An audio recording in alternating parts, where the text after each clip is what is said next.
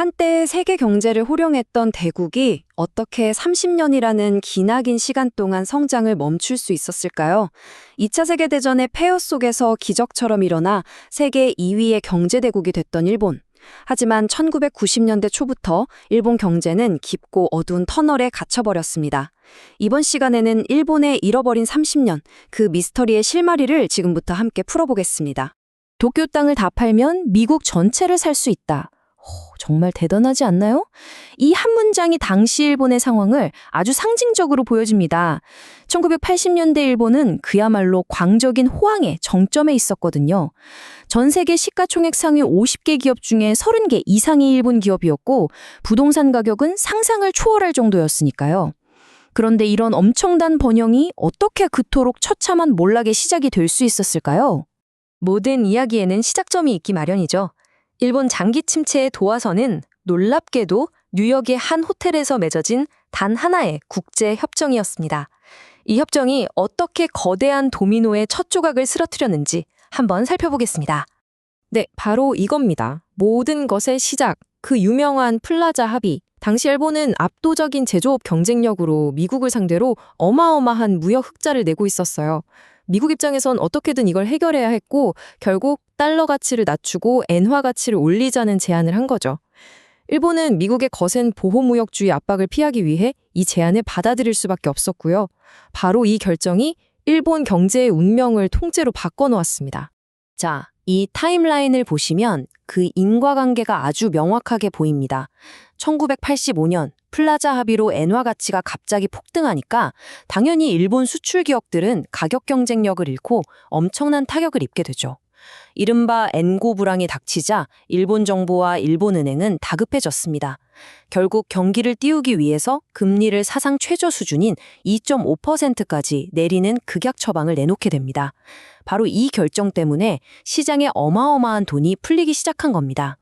그런데 문제는 이 엄청나게 풀린 돈이 공장을 짓거나 기술을 개발하는, 그러니까 실물 경제로 흘러가지 않았다는 겁니다.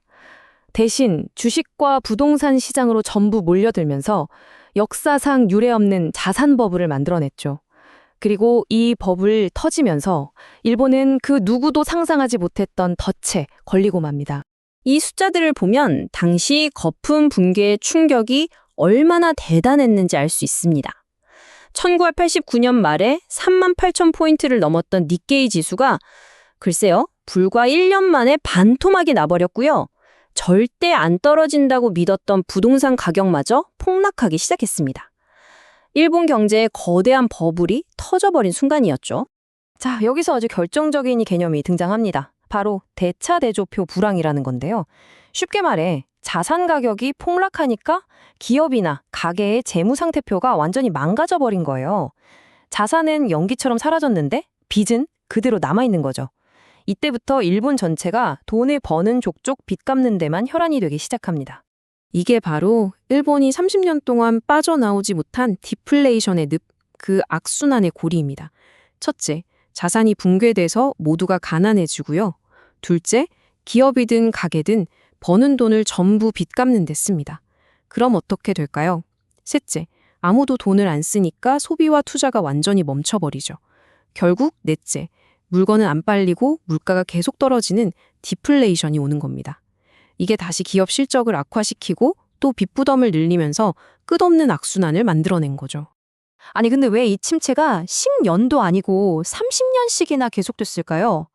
그 열쇠는 완전히 마비되어 버린 일본의 금융 시스템에 있었습니다. 장기 침체의 가장 핵심적인 원인이 바로 여기에 있습니다. 당시 일본 은행들은 부실 채권을 신속하게 정리하는 대신에 언젠간 경기가 회복되겠지 믿으면서 문제를 그냥 덮어두기만 한 거예요. 그 결과 사실상 망해야 하는데 은행 대출로 겨우 연명하는 좀비 기업들이 우후죽순 생겨났습니다. 이 좀비들이 자원과 인력을 다 빨아들이니까 정작 커야 할 건강한 기업들은 돈이 마르는 그런 최악의 경제 왜곡이 벌어진 거죠. 금융위기 물론 심각했죠. 하지만 그 이면에는 일본 경제의 회복을 가로막는 훨씬 더 거대하고 근본적인 두 가지 힘이 작용하고 있었습니다. 바로 인구 구조와 산업 구조의 변화입니다. 일본의 가장 근본적인 문제, 어쩌면 이 그래프 하나로 다 설명될지도 모릅니다. 일본 경제의 핵심 동력인 생산 가능 인구가 1995년을 정점으로 계속해서 줄어들기 시작했습니다. 일할 사람이 줄어드니 내수 시장은 쪼그라들고 경제 잠재 성장률 자체가 꺾여버린 겁니다. 이게 바로 침묵의 암살자였던 거죠. 두 번째 구조적 문제는 바로 이 갈라파고스 증후군입니다. 일본이 자기들만의 독특한 내수 시장에 너무 안주한 나머지 세계 시장의 표준과는 전혀 다른 자기들만의 기술과 제품을 만들게 된 현상을 말하는 거죠. 과거 80년대 일본은 완벽한 품질의 하드웨어를 만드는 모노주쿠리 정신으로 세계를 제패했잖아요. 하지만 90년대 이후 세상의 중심이 소프트웨어와 플랫폼으로 완전히 넘어가 버렸습니다. 그런데 일본 기업들은 과거의 성공 방식에만 갇혀서 이 새로운 패러다임에 적응하지 못했고 결국 이게 산업 경쟁력 상실로 고스란히 이어진 겁니다. 이 기나긴 침체를 끝내기 위한 가장 유명한 시도, 바로 2012년에 시작된 아베노믹스입니다. 아베 신조 총리가 세 개의 화살을 동시에 쏴서 일본 경제를 되살리겠다고 공언했었죠. 자, 그럼 아베노믹스의 성적표는 어땠을까요? 첫 번째와 두 번째 화살. 그러니까 과감하게 돈을 풀고 재정을 투입한 건 주가를 올리고 디플레이션을 막는데 어느 정도 성공했어요. 단기적인 성과가 있었던 거죠. 하지만 정말 가장 중요했던 세 번째 화살, 경제의 체질을 바꾸는 구조 개혁은 기득권의 저항에 부딪혀서 사실상 실패로 돌아갔다는 평가가 많습니다. 자, 그렇다면 일본의 이 고통스러웠던 30년은 우리에게 어떤 교훈을 남겼을까요? 일본의 경험은 크게 네 가지의 정말 뼈아픈 교훈을 남겼습니다. 이건 비단 일본뿐만 아니라 오늘날 모든 현대 경제에 적용되는 중요한 원칙들이죠. 특히 금융위기가 터졌을 때 부실을 덮지 말고 신속하게 처리해야 한다는 점, 그리고 인구 문제의 심각성을 미리 알고 대비해야 한다는 점, 이건 정말 일본이 온몸으로 증명한 교훈이라고 할 수 있겠습니다. 일본의 이야기가 더 이상 남의 나라 얘기가 아닙니다. 저성장, 고령화, 산업구조의 급격한 변화, 이건 이제 전 세계가 마주한 현실이거든요. 일본이 겪었던 30년의 경험을 거울 삼아서 과연 우리는 다른 길을 걸을 수 있을까요? 이 질문을 여러분께 남기면서 오늘 이야기 마치겠습니다.